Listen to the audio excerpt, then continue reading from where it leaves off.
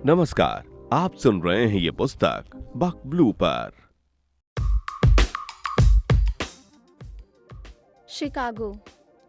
खिड़की खुली हुई थी। कमरा धीमी रोशनी लिए हुए था। हवा भी कुछ धीमे अंदाज में आ रही थी। कुछ गिना चुना सामान था और ढेर सारी किताबें, कुछ खुली हुई कुछ बंद। घड़ी भी धीमी गति लिए हुई थी। ऐसा लग रहा था जैसे सब कुछ थमसा गया हो। कमरे की टेबल पर एक खूबसूरत लड़की कुछ न्यूज़पेपर की कटिंग को बार बार पढ़ती हुई, उन्हीं अखबारों के पन्नों को अपने बीते हुए पलों को जोड़ती हुई, कभी मुस्कुराती, कभी आंखों में आंसू लिए अपनी जिंदगी को मोड़ते तोड़ते हुए कुछ समेट रही थी। कुछ छूटा हुआ जिसे पकड़ना चाह रही थी, मगर वो तो पीछे छूट ही चुका था। वो लड़की साही थी, जिसे जिंदगी ने दो राहों पर ला खड़ा किया था। एक तरफ अकेलापन था और दूसरी तरफ वो अब अपने बीते हुए कल में चाह कर भी नहीं जा पा रही थी, इसी डर से कि मैं अब उसे भूल चुका होऊंगा। पर मेरा दिल उसे भूलने नहीं दे रहा था। अब उसे अकेलापन खाने दौड़ रहा था।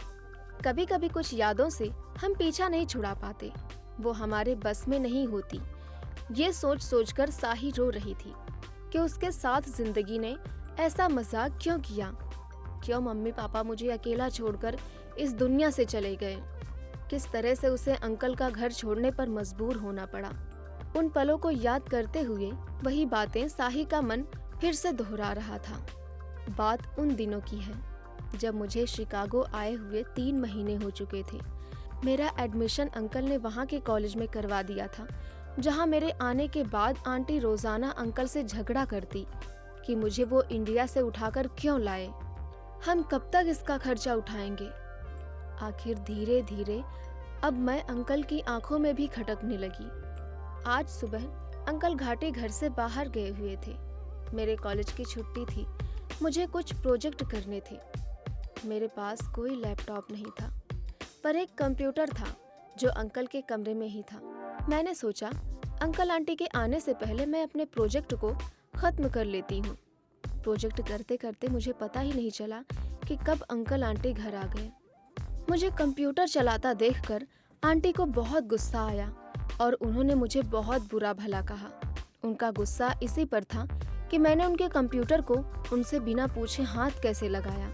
यहाँ तक कि उन्होंने मेरे ऊपर हाथ उठाने की भी कोशिश की, पर अंकल ने रोक लिया। आंटी ने मुझसे कभी प्यार से बात नहीं की। वो आए दिन किसी न किसी बात पर मुझे टारगेट करती रहती थी। रोज झगड़ा होने लगा। मैं भी अब इन सब से थक चुकी थी। तकरीबन 1 साल ऐसे ही बीत गया। अब मैंने अंकल का घर छोड़ने का फैसला कर लिया था। मुझे अंकल से ये कहने की हिम्मत नहीं थी, पर मैं अब थक चुकी थी इन रोज रोज की तू मैं से। मैं इन सब से बाहर निकलना चाहती थी। आखिर मन मारकर मैंने एक दिन अंकल से ये बात कह ही डाली। शायद वे भी यही चाहते थे। उन्होंने कहा, जैसा तुम्हें ठीक लगे, घर आसपास ही कहीं लेना। अंकल ने जो कहा उससे मुझे लगा शायद वे मेरी कुछ परवाह करते हैं या अभी दिखावा कर रहे हैं। मैंने जल्दी ही एक रूम किराए पर ले लिया। मैं वहाँ पर अकेली रहने लगी। मेरे घर छोड़ने पर आंटी अंकल ने मुझे एक बार भी रुकने को नहीं कहा। मैंने कॉलेज के साथ पार्ट टाइम जॉब भी कर लिया। कॉलेज खत्म होने तक मैं अपना खर्चा मेरी पार्ट टाइम जॉब से ही चला रही थी। अब मेरे पास सिर्फ मेरी तन्हाई थी और कोई नहीं। मैंने अपने अकेलेपन को मिटाने के लिए किताब लिखने का सोचा, पर मैंने फैसला किया था कि मैं अपनी पहली किताब सुधीर के मिलने के बाद ही लिखूंगी। पर दूसरी तो लिख सकती हूँ। मुझे नहीं पता था कि सुधीर मुझे मिलेगा कि नहीं। वो मुझे भूल गया होगा। मेरे लिए वो हमेशा खास है और रहेगा। उसने मेरे दिल में एक अलग ही जगह बना ली है। उसकी जगह मेरे लिए अब भी दोस्ती से बढ़कर ही है। शायद उसे प्यार कहते हैं। ऐसा कोई दिन नहीं हुआ जब मैंने उसे याद न किया हो।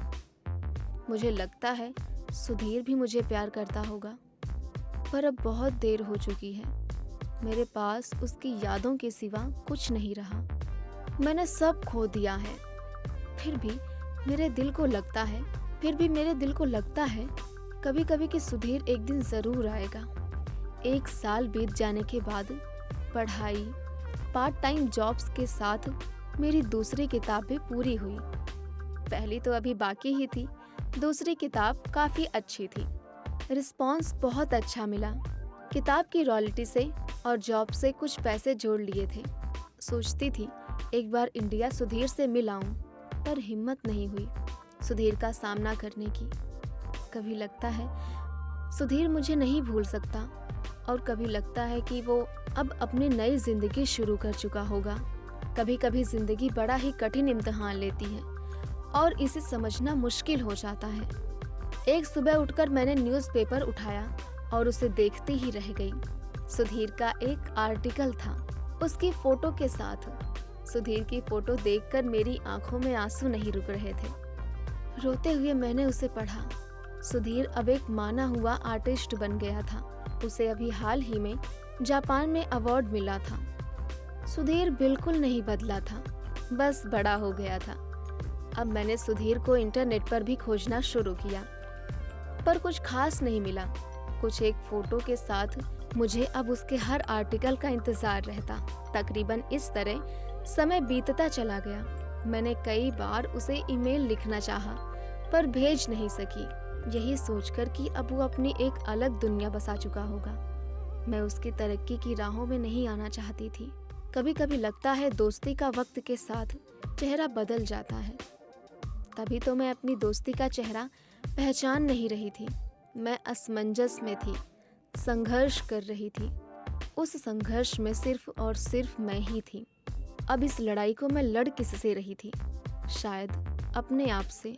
एक बार किसी न्यूज़ से पता चला कि सुधीर यूएस आने वाला है, वो भी शिकागो। मेरी खुशी का कोई ठिकाना नहीं था, पर मैं उससे कैसे मिल सकती हूँ? मैं उसकी जिंदगी में एक बीता हुआ कल हूँ। अगर उसने मुझे पहचाना नहीं तो वो मुझे भूल तो नहीं सकता। हम दोनों बहुत अच्छे दोस्त थे, पर अब नहीं। मुझे उसे एक मैसेज देना चाहिए था, पर हालात मेरे बस में नहीं थे। इन्हीं सवालों में मैं उलझी हुई। कब सुबह से शाम हुई पता ही नहीं चलता। आखिर मैंने फैसला कर ही लिया, मैं उससे नहीं मिलूंगी। कसूरवार तो मैं ही हूँ।